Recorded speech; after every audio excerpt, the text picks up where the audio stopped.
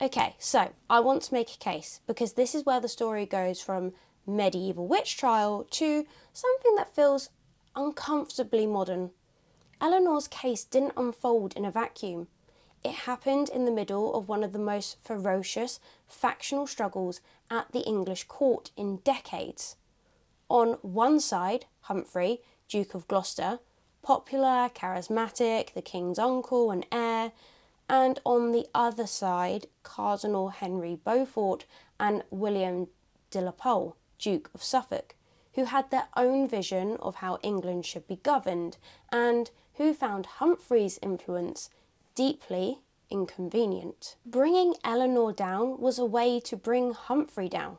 Once his wife was publicly disgraced as a traitorous witch, once that label had been attached to his household, his own political standing collapsed. The heir presumptive's wife had tried to magic the king to death. How could anyone trust Humphrey after that? And the endgame? Well, in 1447, just 6 years after Eleanor's trial, Humphrey himself was arrested on suspicion of treason. He died in custody shortly afterwards. His enemies had finally finished the job. Eleanor's case is not unique in this sense. When you look at other noblewomen accused of witchcraft in this period, so Joan of Navarre, stepmother of Henry V, Jacquetta of Luxembourg, mother of Elizabeth Woodville, you notice a pattern.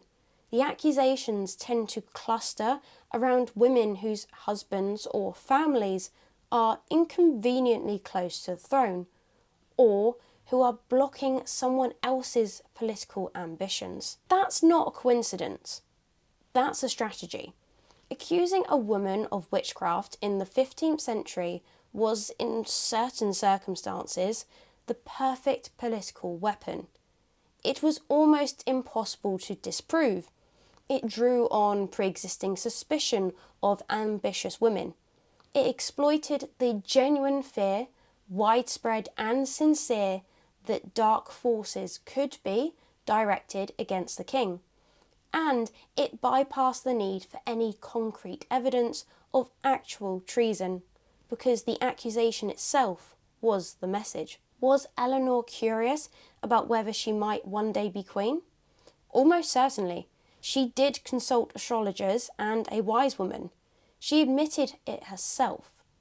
Was any of this actually a plot to kill Henry VI, though? That is a very different question, and it's one that her accusers had no interest in answering at all.